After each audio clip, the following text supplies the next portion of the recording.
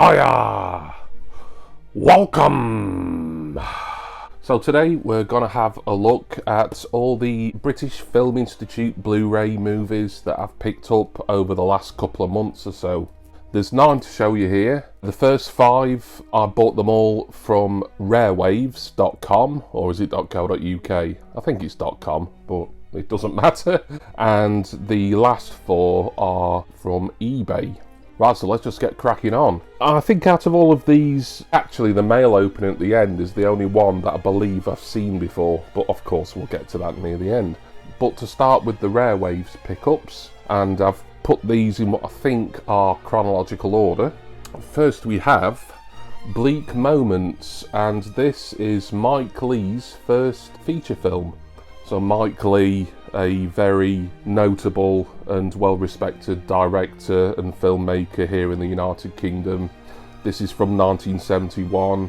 This and everything else from Rare Waves cost just $7.99. It wasn't a sale as such, it was just stuff that seems to be reduced all the time, and I was scrolling through all the BFI selection there, and they do have a lot, and I was just looking for anything kind of £8 and under. So I'll give you a bit of the bump. Sylvia, played by Anne Raitt, leads a quiet life caring for her sister Hilda, Sarah Stevenson, who has complex care needs.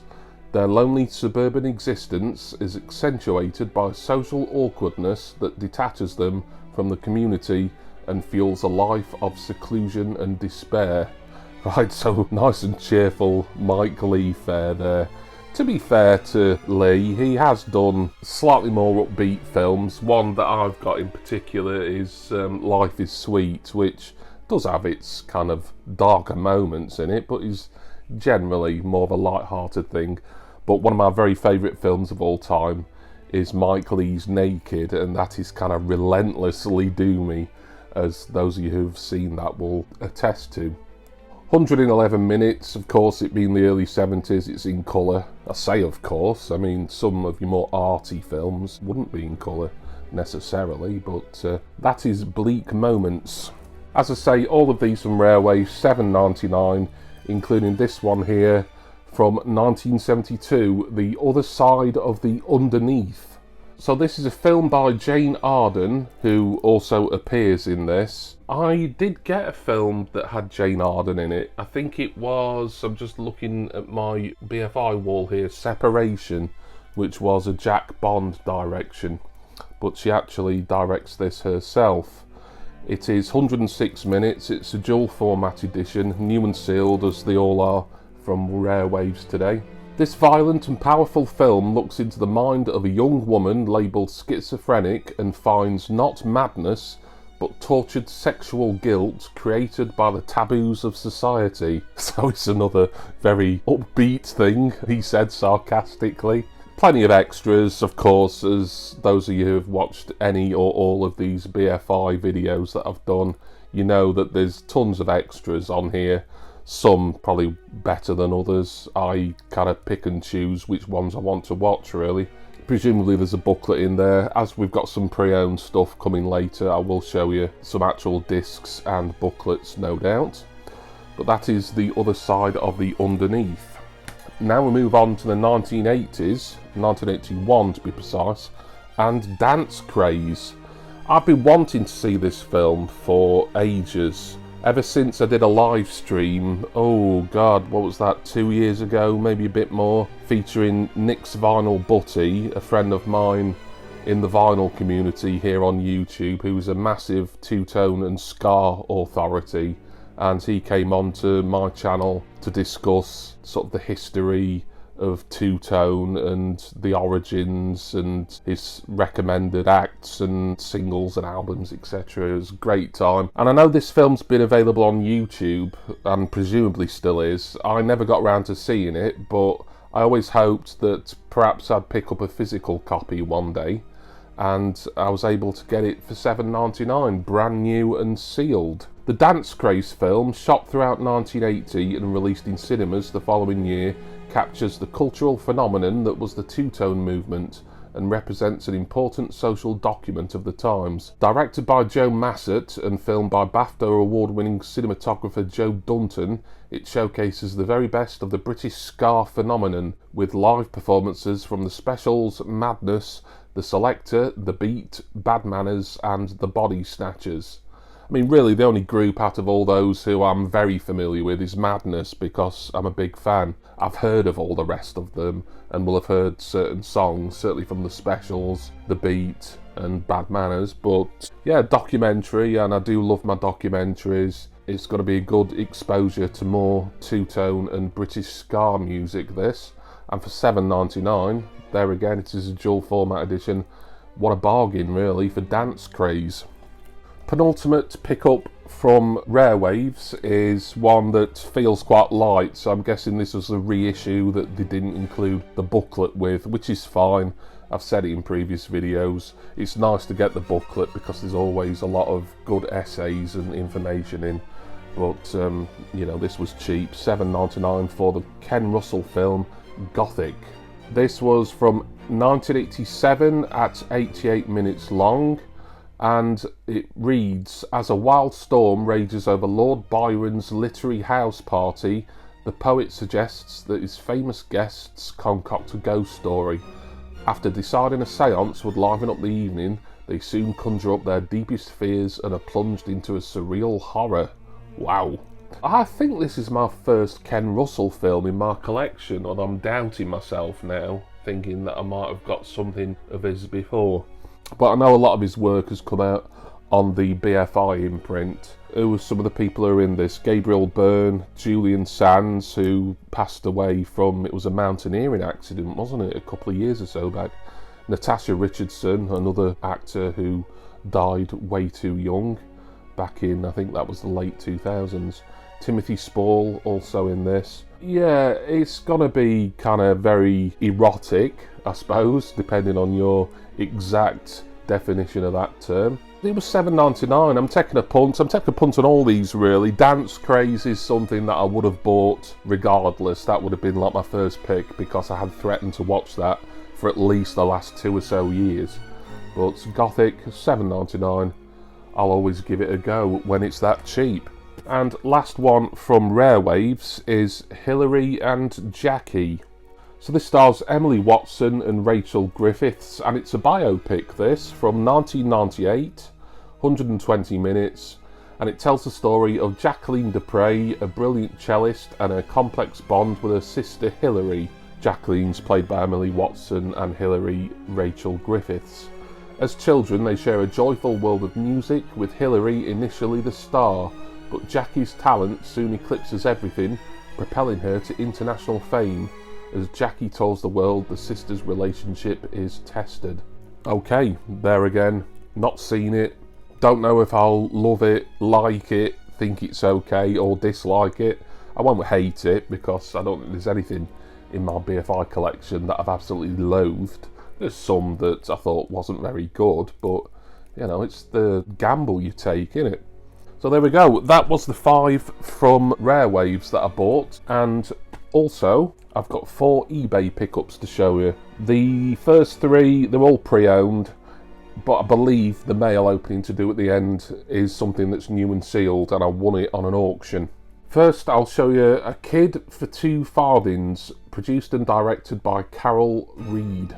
This is from 1955, it's a UK film, by the way. It reads, Carol Reed's last film for Alexander Korda, and his first in colour, is a wonderfully whimsical tale of a young boy, Joe, who buys a small goat in the belief that it's a magical unicorn that will grant him and his friends wishes.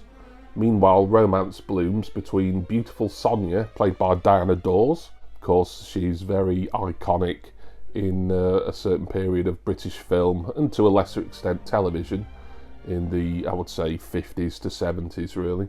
And her bodybuilder boyfriend, Sam, Joe Robinson, who has the misfortune to get mixed up with crooked wrestling promoter Blackie Isaacs, played by Lou Jacoby. Oh, it's got some wrestling in it, or at least a promoter of wrestling. Whether there'll be any actual footage, I couldn't say. We'll have a look inside here. It's dual format. We do have a booklet, look. And the DVD, if you don't have a Blu-ray player, and come on, it's 2026, if you're a physical media collector and you still only got a DVD player, what are you doing? I think this is meant to be like a kind of lightish fantasy comedy, maybe erring on a family film. It was cheap. I can't remember the exact price. I think this was bought with another one of these and I got 10% off them both or something like that. They both ended up being about £5 something each, this and not the next one, but the one after. But that is A Kid for Two Farthings. This one I think was a buy it now price or maybe a best offer actually, and it was about £7.80 I think. Room at the Top.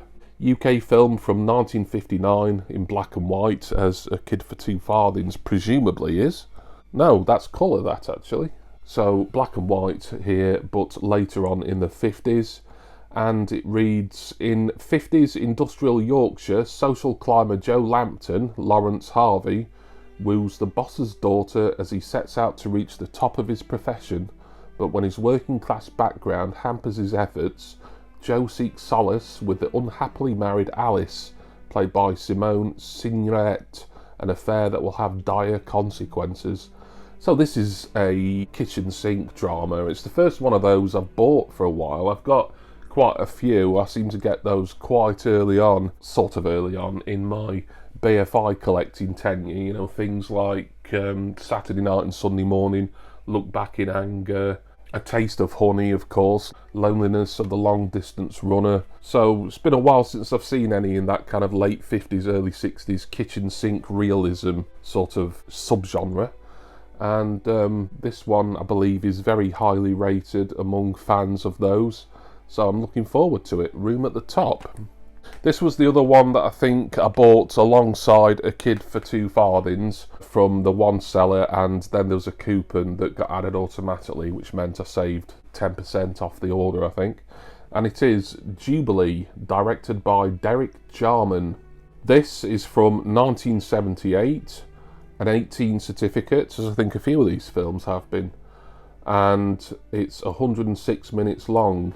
The mythological past and bleak future converge on the sparse grey streets of London in this cult classic of the punk era. Queen Elizabeth I and her cult aide, Dr. John Dee, brilliantly played by Jenny Roonacre and Richard O'Brien respectively, travel into the future, encountering the megalomania of big business as well as gangs of violent, marauding killers. And it's apparently got some punk rock numbers, delivered by Jane Cowtie and Adam Ant. I believe Toya Wilcox is in this film. I'm assuming that because there's a little featurette about Toya Wilcox as one of the extras on here. So yeah, kind of punky, sci-fi, but kind of relevant to the time it came out. What with 1978 punk being arguably at its height, maybe the year before, and of course 77 being the Queen's Jubilee year as well. So perhaps this came along a few months or a year or so after the height of punk and the celebrations and maybe anti-celebrations of the Queen's Silver Jubilee as well. This is a 40th anniversary edition. Little look inside, dual format, so we've got both discs, of course. Looking forward to seeing that. Jubilee. And the last one here, I won an auction for this. This is the most expensive purchase, but it wasn't much. I figured I would go a little higher than my normal eBay bidding price for something like this, as it was listed as brand new and sealed, and I think it's a relatively recent release itself from the British Film Institute. So this was a bit over £9 I won the auction for, and that does include postage as well. Let's get into it. Just before I show you, let's put a Sound of Music CD insert in for some reason as kind of very unprotective protective material. I'm not sure the point of that. Was some more bits in here. Musicals collection thing, like a little booklet for a CD. Don't really see the point in all this. Something from a DVD or a Blu-ray here. DVD, I think. It's sort of a badly cut bit from Saw 3, I think. There's still more. Oh, there's the other bit for it. That's all packing material though. But the film is Gregory's Girl. Now then, I have seen this, I'm pretty certain. I'm only saying I'm not 100% certain because I don't really remember much of it. I do remember vaguely what it's about because it's a well-known film from the early 80s, very early actually. 1980 is the date on the back here. This release came out in 2023. It's a little older than what I thought, but still relatively new. It's still new and sealed, so I thought that was a pretty good deal for Gregory's Girl. Directed by Bill Forsyth, stars John Gordon Sinclair, of course, and also what's her face? Claire Grogan. How could I forget the lovely Claire Grogan from Altered Images, Red Dwarf, etc. She's in this as well. Gregory and his friends are starting to notice girls, particularly Dorothy, played by Dee Hepburn, not least because she's on the football team and is a better player than all the boys. With counselling from his younger sister, can Gregory finally work up the courage to ask Dorothy out?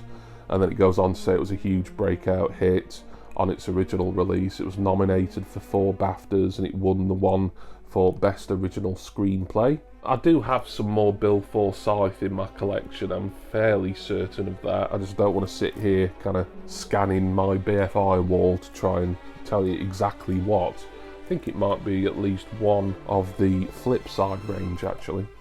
Well, Gregory's Girl I'd say is his best known work. I think I enjoyed the film. It's so many years ago since I watched it. It could be getting on for 10 years. I probably recorded it off the Film 4 TV channel one evening. Looking forward to seeing it again. Gregory's Girl from 1980. And that is my BFI Blu-ray pickups for May and June of 2026. 9 more films to go at here. Lots of extras should I wish to get stuck into them. And a bit of reading material in the majority of these as well. So thank you for watching this today. No doubt there'll be another BFI Blu-ray update coming along at some point, assuming that I manage to avail of some discounts and sales and get lucky on eBay, etc. So maybe this will become kind of a recurring series. I know I've done BFI videos, but they've sometimes had other bits that had nothing to do with the BFI in them. But I thought maybe I would try and start kind of a standalone BFI series, but it might be sort of an infrequent one because obviously I'm not just going to be buying these at silly money or paying more than what I think they're worth really just to make videos, although I will want to see the films obviously. You know, I'd love my collection to grow and grow, but I'm trying to do it on the cheap. Special thanks to my wonderful subscribers and generous patrons. I'm going to go now, get stuck into all these movies here, courtesy of the British Film Institute's eBay and Rarewaves, and I do hope that all of you will join me again next time for my next BFI Blu-ray collecting video. Cheers everyone. See ya!